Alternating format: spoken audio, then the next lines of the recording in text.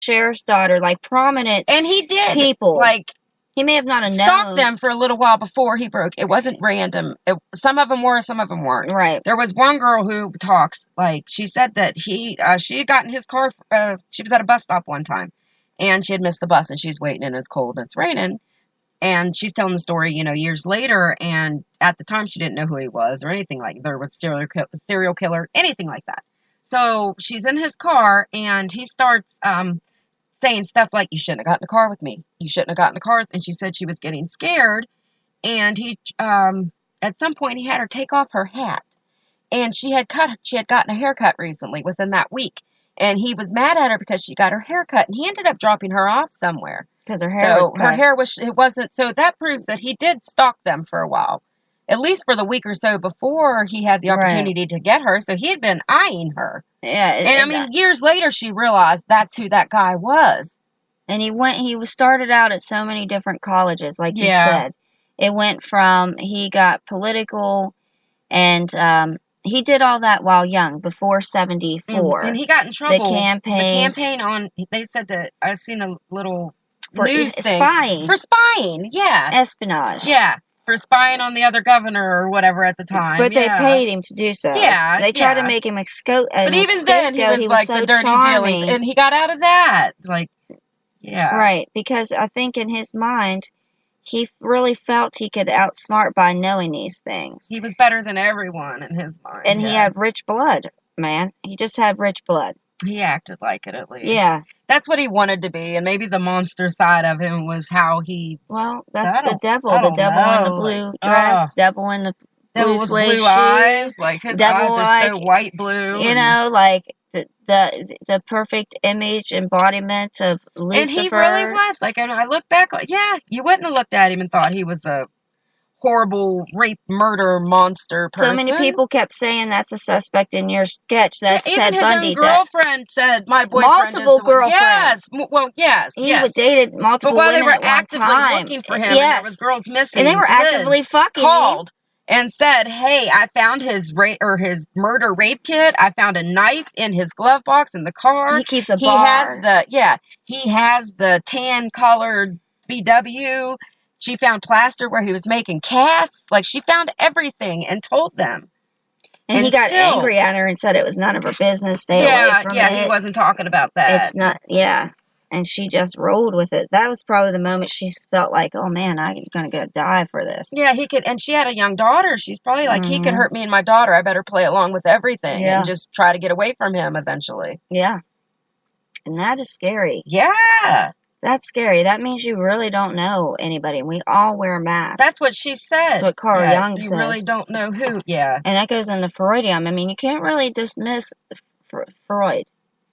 The way he explained when it comes down to sexuality, I'm just saying hidden urges that we all have, like internal. Everybody's got their little weird thing they like. I guess. Just something deep down, those thoughts that you'll never be able to purge from yourself. Yeah. I don't care if it's postpartum to depression to sexual fantasy to gratification to mass murder. It's the switch inside of a healthy brain, I guess. Or not even that. Maybe it ain't your brain. Maybe it's just your soul, your own self, personally. Something, like how instincts are instilled in a person. Maybe that is, too. Like that predisposition for violence. Dahmer, let's go into Dahmer real quick. He was a person who felt guilt and shame. Oh, so did Gacy. Yeah, Gacy did, too, because of what his victims were, and because of... Bundy was Gacy's a hitman. Another fucking monster. I hate him, too. I want to spit on him. Right. But do you think that if they were born in today's world where we can openly be gay now, I'm not gay. It would be a little different. But people can be openly gay. With Gacy and Dahmer, I think Dahmer might not have been as... He would have found somebody to be with. Yeah. And maybe his folks would have been a little more... different about it. Different, or shame. Same thing with Gacy. Maybe he would have never, but I can't stand Gacy. No, because he was still a pedophile. That's different, like, to me. He was just a sick, sloppy man. I hated him. Like, he's a monster. He's my version You're of like, him. I hate him. Yeah, like, I hate him. We don't even know that motherfucker. But we were alive for their takedown. The things they found in his house makes me hate him. Fucking, how could you live? We won't even get into that guy. back to the Like fecal encrusted dildos with blood and yeah. I know. I was thinking of just the slop and the And it was young men underneath the floors and just multiple and the smell and just his mom lived there and he always said it was a septic tank. God. And the cops had to go in there on their hands and knees and drain it. They had to pump it out. Those poor babies, young men. They were all babies. I know. Ugh. Okay, but back to Bundy. His were babies too. Like yes, like beginning. And that his was last victim, Kimberly. That's when he proposes to that. You know what I mean? Like wow. And we'll get to her as well. All right, so yeah, Bundy was very charming throughout his. Born in 46. By 66, he had already got a sense, and you said at 10 he had made traps and had was already having violent acts towards females. But they think that there's conflicting things about discovering his paternity as well. Okay. They think that he found it at 14. Okay. And Rule believes it was around 20-ish when something happened and he got his hands on some kind of records. I can't really remember. I had it on 2 little tiny pieces of paper. I don't know where they went. Right, about his paternity and his... And that was what I caught at that documentary. Maybe you caught it and you just don't know it. Maybe. I binge watched like the whole 4 hours of it. So. Because it showed a picture of him at like 14. Yeah. And then it said that he was rumbling through some old chest or something. Yeah, and he came across his birth certificate. And the father said unknown. And they would never disclose it. Or maybe he didn't bring it to light until later in his 20s. Right. However, he was a spoiled bitch regardless. Because he must have been the only child, the youngest child. 1 of 5.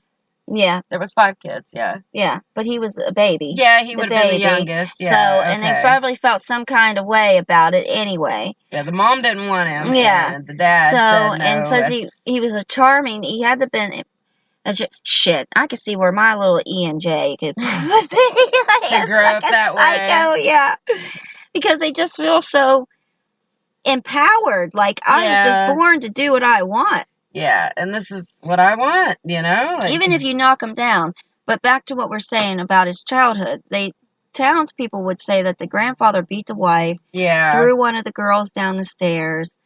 Was real mean and belittling, would go on angry tantrums about somebody sleeping in, I think was one of the reports, and he got all upset and kicked him out for a minute. So he was violent. And so, I mean, but you gotta think in the context, like, again, like we were saying. It's his word is law at that point in time. And fathers were allowed to do that to their wives and daughters. You were allowed to beat pretty much, women, and they were your property, and they so had a role with to that, play. I guess. Ted did. That's superior sense. Yeah, right. They were for my pleasure and my pleasure only. He should have been a hitman. He has more characteristics of... But he liked fucking shoving metal rods and tree branches inside women. Right. But even, like, that's and the hairspray bottles. But I think he's seen it as a business, as an operation, as a hobby, as he did. He's explained it like stamp collecting. Exactly. Yeah. Getting that rare stamp. Instead of, because you hate them or this or that. Yeah. Like, he loved them to the point he wanted to own them forever. See that beautiful girl? Now she's Ted's, you know what I mean? And also he was jealous of women like that. Women, and he, like that they didn't want him like that. Or even that they got better. Think of Hitler and how he started hating the Jews because they were better artists. He couldn't keep up in their schools or with their intelligence. Maybe he didn't want women to be more independent. He still wanted to own them, and that was that time frame. And he killed in the 70s, women's lib, smart, and girls that were going to college. Suffrage, on their own with a sense. You know what I mean? He became their boogeyman. Even the older women, the few that he killed that was 26 and 24, one was a police officer. Yeah. One was a nurse. The ski resort lady was a nurse. Yeah, she was a nurse. Her fiance was a doctor. And they were all beautiful, like you said. Yeah, and they were his possessions. And what'd you say their hair was like? Long and dark and parted in the middle. Exactly, parted in the middle. Yeah. Insane. Yeah. Insane. And I was looking at, their pictures. They were beautiful girls. Sad. Very beautiful girls. He snuffed them out. Okay, so, Have you read some of those detective magazines? Yeah. What do they talk about? Does it match the cover scenes, or is it just It's silly? not like that. It's talking about the crimes, though. So it's just true crime stuff, like you would read nowadays. But, it's just illustrated. But it would show some of the, yeah. That's how they get you to buy it, though. Yeah, exactly. And the way they drew it was with that perspective, with well close-up shit, like and then that, further away was smaller. The pictures they show are different than what the magazines had, too. Interrupting, daughter. Sometimes you're just going to have to walk. This girl, I hope you hear this on this broadcast, Felicity. You live 10 minutes from your freaking house at your job. I walk to the freaking store, and it's cold, and I walk. She got this huge-ass coat. It's so warm and nice and well, fuzzy. Sure ass needs to walk. She'll be fine. Yeah. She want you to come all the way to get her? She doesn't know I'm not there. Oh, okay. Yeah, the internet for the flow. All right, so they believe following in 1971, back at his, this is why they believe he's found in the 20s, because for some reason he went back to Vermont in 1971. He would have turned 18 in 70, in 71, 18, 19, depending. I can't remember the month, whatever. But he would have been over 18. So, he travels to Vermont in 1971. He, let me find this lady. He finds a lady who works at a hotel. And then while he's there, hotel, right? He took her and he murdered her and raped her and strangled her. And I don't think that her remains have been found. Yeah, I apologize, but I forget her name too. Yeah. That's sad. It was a Vermont murder. So his victims weren't hookers. You know, that was what I think makes him stick out more too. His victims weren't the disposable women. They were. Here it is. Rita Coran, 24. Yeah. Bundy was aged 20 and 71. She was murdered July 19th, 1971 in Burlington, Vermont. She was beaten, strangled, raped inside her home. Roommate found her in her bed nude. Unwed mother's home was right beside this hotel. Oh, wow. So he must have followed her, or maybe he tricked her and it's like, or maybe she needed a ride. Who knows? How? Somehow. But he also probably broke in. And he left them there for people to find them. In their beds, yeah. So they believe pulled the blanket up over him. Yeah, that's disgusting. Yeah. They believe then that's when he actually began to, begin this murder spree. And this guy killed almost every damn day for the first 2 weeks. And I also sent you where, as I was going through all the murder victims, I noticed a pattern of the days each month that they would disappear. And it was right before midterms or finals, like we said, right when school was starting, that August, December, October. And I just found that a little. So he couldn't help himself. He just went overboard. He was greedy. Yeah, he was. And that's part of his arrogance and his narcissism. And he believed everything was his to own and do with what he wanted. So that would have been probably when he was dating that Stephanie Brooks then. Because he dated her. Was that at his first college? Yeah. Okay. So his first victims back to 1966. In Seattle, Washington, because he went there at some point. What? I just didn't read my text message, Felicity.